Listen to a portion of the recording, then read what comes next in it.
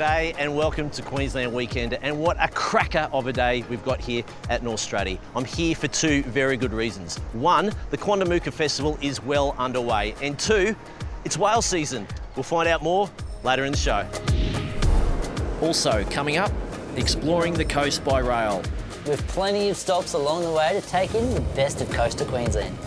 Bundaberg's latest tipple. So that's our gin, our award-winning gin. How cool is that? I'm making gin. And just the place for a winter bushwalk. It's going to be a little freaky on the way down too. I haven't dared look back yet. No, probably best not to at this stage.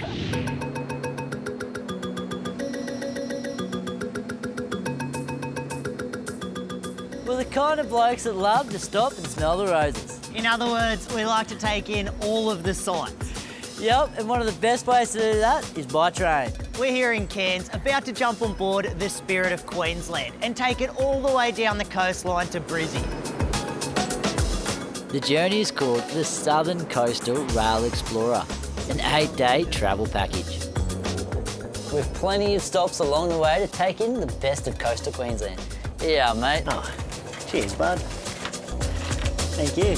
From Cairns, the trip ticks off Mission Beach, Tully and Dunk Island. We're on our way to Proserpine, enjoying the perks of premium economy. Nearly as good as Mum's roast chicken. Nearly. Yeah, but Mum doesn't like to sit on the couch to eat it while watching TV. Here we have both. Like kids in a candy store. And if you feel like having a chin wag with fellow travellers, the club car is a great spot. Jenny and Tony are marking a special occasion.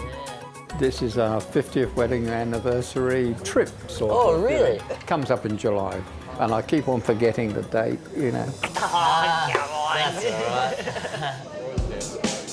right. We arrived in Proserpine and made a beeline for Airlie Beach. Included in our package is accommodation at the Airlie Beach Hotel, which sits right on the water. Oh, cheers, mate. Thank you very much. If you're after a good feed, Mangrove Jack's downstairs serves up some cracker pizzas. You've got to try King Neptune. A new day brings a new adventure. And if you're thinking it involves the reef, well, think again. The Proserpine River is famous for its barramundi and mud crabs. But today, that's not what we're after. Whitsunday Crocodile Safaris have been introducing visitors to the local crocs for 18 years. Proserpine River is home to around about 150 adult saltwater crocodiles. They should be easy to spot, but they're pretty well camouflaged. Lucky for us, Mark is our main man because his eyesight is impressive. Along the edge there where the sticks come into the water there's a couple of little tiny heads. These are baby crocs. Oh, wow, they are little. So these are 2018 models. But this is a part of the Whitsundays, you know, which a lot of people don't realise exists, you know, when people come up here for the blue water on the islands, all of that lovely sailing and Great Barrier Reef. But this is right on the other side of things here. We're up in the muddy water environment here, and of course, what you've got to realise when you're in North Queensland, you do have this habitat right along our coastline. Crocodiles are, you know, a major part of that northern adventure, I reckon. Up here on the bank, is it? Yeah. Oh, this little fellow over here. On the, This little bloke's about a 5-year-old. These are really rare at this size. He's still got a lot of question marks whether he will make it or not, because any bigger crocodile could take him out. You better keep away from Doreen, who lives a couple of metres downstream. Look at her just creep along. She's just watching the bank. See that? See the little mud skipper? You know, everything a crocodile does most of the time is pretty slow.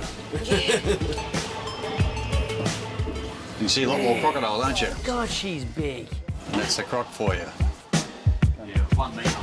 This is so much closer than what I thought we were going to get. They're huge. And just when I thought nothing could top Doreen, we spot this big fella. Big Fat Guts is on the edge, up ahead on the left-hand side through the trees. Oh, Nice, and we need to be real quiet. Now there's a big croc for you. We've just found Fat Guts. Look at him. He is massive. I come out here every day and I'm still fascinated about what I see out here, you know. So every day is a different day, and you never get sick of it. Yeah, that's good. It's not a bad office, really. I reckon we could have stayed out here all day, but we've got a train to catch. And the best part is, knowing we've got a comfortable night's sleep ahead in our very own railbed. Queensland Rail Travel have so many great adventures to choose from. The Southern Coastal Rail Explorer is an awesome way to take in the sights from Cairns to Brisbane and everywhere in between. And does it get any better? We're curled up in these beautiful comfy rail beds. I tell you what, I'm not going to take much rocking tonight. Oh, I certainly won't either. Night, Leaky. No, mate. Now, get ready for some serious sparkles as effervescence returns to Spice's hidden vale in the Lockyer Valley. The festival that's devoted to champagne is on from the 31st of August to the 2nd of September. With more than 27 different champagnes on offer, you can tour the Champagne region of France without leaving southeast Queensland. Book your tickets online. What's your poison? If it's gin, then you're not alone because it is the drink of choice at the moment. After the break, I'll introduce you to a Queensland tipple that's winning awards.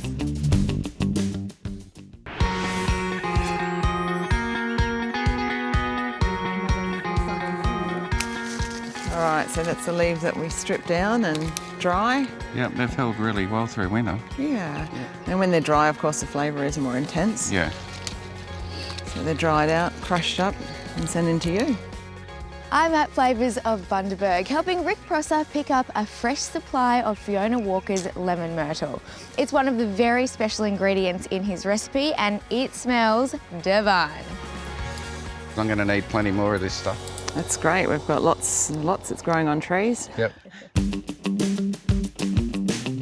Bundaberg is already home to a famous rum brand and a famous ginger beer. But now there's a new beverage that's sharing the limelight. It's Rick's Gin. Kalki Moon Distilling and Brewing Company bubbles away in a Bundy industrial shed, producing liquid gold. I say that because...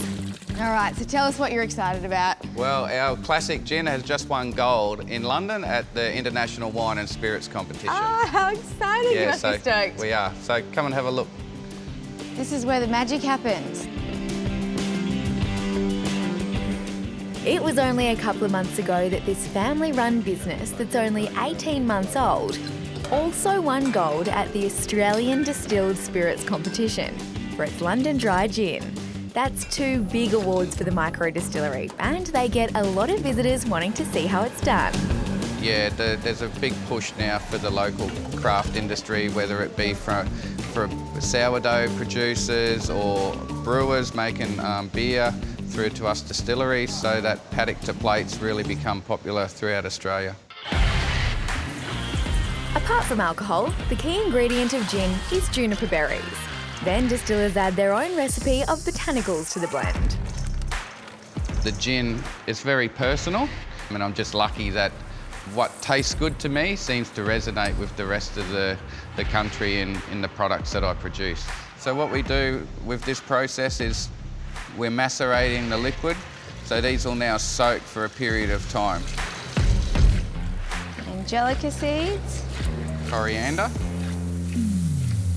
cardamom, Fiona's lemon myrtle. To finish it all off. Yep. So that's our gin, our award-winning gin. How cool is that? I'm making gin. Today's batch is ready to distill. The alcohol vapour will start coming off at about 74 degrees. Inside here we've got a condenser and we pump cold water through that coil, and what happens is that hot vapour hits the cold condenser and reforms to a liquid. Does it all go on taste? So a lot of trial and error? Yeah, for the gin it was early. There was a lot of small batching and learning how different botanicals react. And there's no waste because the spent botanicals are shipped to a woman on the Sunshine Coast who adds them to goat's milk to make exfoliating soap. You get tipsy by the end of a day?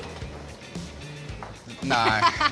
You're about to say yes. No. My alcohol consumption has decreased a fair bit, but since we own our own business, because we're here all the time. and I can't afford to wake up too Hungover every day. Yeah. Rick's drink of choice for guests is a gin mule. That's gin with fresh lime, Bundaberg ginger beer and a sprig of mint. Staying local. Staying local. Yeah, I'll test it. Quality control. That is good. That is a good brew right there. If you're looking to sample products from the Bundaberg region, then Kalki Moon's cellar door is open every day but Monday. We have the link to Rick's website where it lists his full range. There's an influx of travellers heading west in spring that coincides with the running of a famous outback horse race in Birdsville. A week-long progressive party come road trip takes place along the way, kicking off with the Kangaranga Do Street Party in Quilpie on the 28th of August. Next stop down the track on the 29th is the Windora International Yabby Races, where crowds of punters gather in the street ready to back a Blue Claw winner. And it's just the event to whet your appetite for the remotest race meet of them all, the Birdsville Races on the edge of the Simpson Desert. Dubbed as the Melbourne Cup of the Outback, the town swells from about 100 to 6,000 to witness the action on the track. This year, the races will take place from the 31st of August until the 1st of September. So, if you're curious about what could draw so many people to a tiny outpost in the desert, then start planning your trip. Combining all three events is a road trip well worth the trek, 1,500 k's west of Brisbane. For links on all of the info, head to our website. You have to put the work in, but it's absolutely worth it. Join me after the break for one of Queensland's best bushwalks.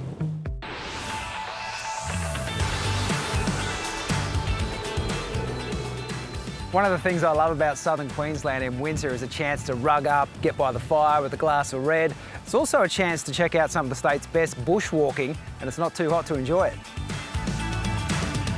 Yep, now's a great time of year to experience the striking beauty of Girraween National Park. It's just a short drive from Stanthorpe and has trails perfect for walkers of all levels of experience. My guide today is local ranger Sue. So what does Girraween mean? Girraween's the Aboriginal word for place for flowers. Summertime and spring is the best time for flowers, but obviously at times like this when they're not around, then it's great to come out and just have a look at the granite boulders. And today we're tackling the mother of all granite boulders, the Pyramid. The 3.6 kilometre return walk takes about 2 hours and there's plenty of ancient terrain to admire along the way. Some of these look like they've been placed here, but how have they actually got here like this? Yeah, they do look like that. The molten lava is actually oozed up into the Earth's surface, and some of them were pushed up further than others, and then you've got erosion that's actually taken out the softer rock to leave those hardened rocks behind.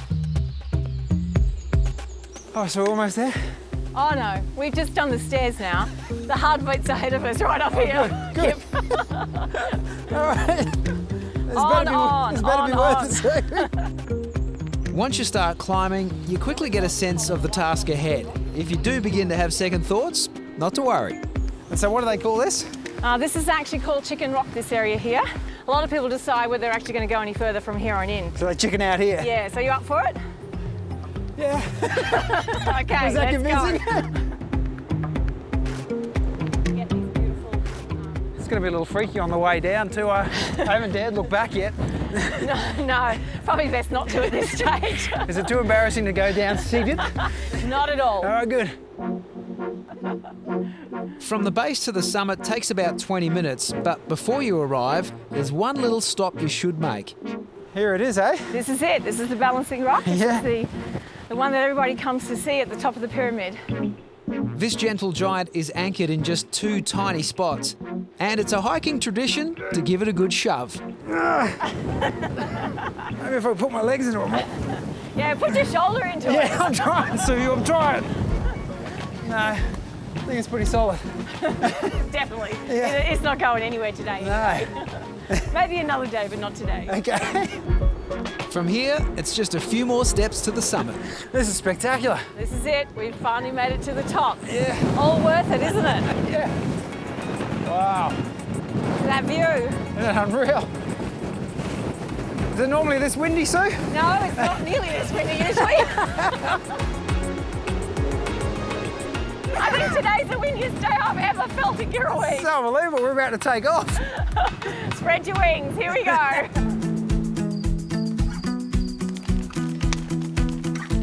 Now, I don't think it'd be fair to myself not to have a red wine by the fireplace, unwind. This is the best part of winter for me. The boutique Girraween Country Inn oozes elegance. It's right next to the National Park and is the perfect base for exploring the area. It offers king and queen rooms with super comfy beds, and there's plenty of space for families in the twin room. There's also a restaurant on site, the Spotted Quoll. It's open Tuesday to Saturday for lunch and dinner and serves delicious breakfasts for staying guests. For more information on the Girraween Country Inn and the nearby National Park, head to our website. And one last thing I love about this time of year is a beautiful hot rack of lamb with the veggies by the fire. It warms the cockles of the heart. After the break, a winter festival that welcomes the whales.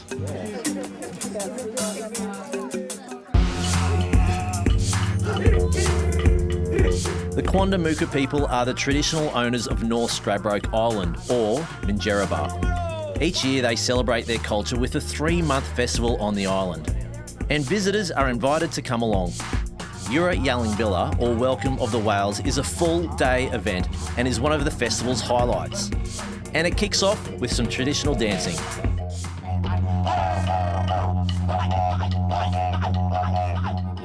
Whale season is a reminder to the Quandamooka people to honour 3 sacred laws.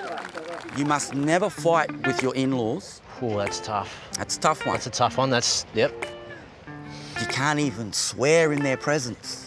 Okay. That's even harder. That's harder as well, yep. And the third one, you can't say no to them. So every year when the whales return, we always say to our younger kids, oh, yuko nimbi Yallingbilla balkari. There, look, the whale's coming. Wuna nimbi ba wuna pa banji no. He's looking for his banji. That's Buangan, the dolphin. And then the dolphins go out and they all meet up, and obviously they're not fighting. So that's reinforcing the happy, good vibe, friendship that you must have with your brother-in-law. These cultural customs were once kept close to the community, but times are changing. We need to learn the culture, respect the culture, and celebrate the land. Now our people not only tell our younger generation, but we're opening it up and we're sharing it with all of the people, the wider community. Our elders believe that it's more crucial now than ever that we share our knowledge base so that somehow we can heal the Mother Earth. Storytelling comes in many forms. Auntie Sandra wrote Whale Dreaming in both language and English. I came up with that idea for a little publication because one of my passions is to revitalise language within the Quandamooka community. With these festivals, like today, you can hear people talking about Yallingbilla, Buangan, with the dances. So, these events are an important way to revitalise language. It's an opportunity. So, in whatever way, it'll get out there. And the wider community benefit too. Another focus during festival time is keeping cultural crafts alive. We're working on a beautiful little bunbi. Bunbi is a little basket in language. Now, I've been walking around here this morning, and this is by far one of the most popular tents here at the festival, isn't it? Oh, makes you pretty proud that everyone wants to come in and make baskets. It's beautiful how weaving just brings us all together, and something special, I guess. And on country, sitting here, and if we look over that headland there, we'll often see the whales splashing in the background. Wrapping its way around the headland is the stunning Gorge Walk. This is Whale Rock down here. Traditionally, we call it Dimbuna. Traditional owner Matthew Burns has lived on the island all his life. It's a great spot to actually do a bit of whale spotting too, isn't it? It is a great spot, yeah. Great location. Walk down a little bit further. Down there, you can hear that in the background there, the whale or Yallingbilla. When the wind hits it at a high wind, you get a wailing sound, so it sounds like a woman crying. Then also you get the big waves come through and shoot up, which shoots like a whale spout coming out. So that's why it's called Whale Rock.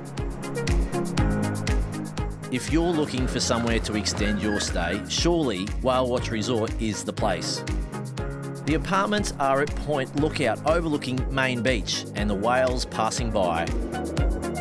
The Quandamooka Festival is on until the end of August, so there is still time to join the celebrations. Head to our website for all the details on anything you've seen on the show and search our friends at queensland.com and Queensland Rail Travel. Keep up with our travels on Facebook and Instagram and keep tagging your pics. There is something absolutely amazing about Straddie and the people that call it home. Do yourself a favour and pop on over and maybe you'll spot a few whales. Catch you again next week.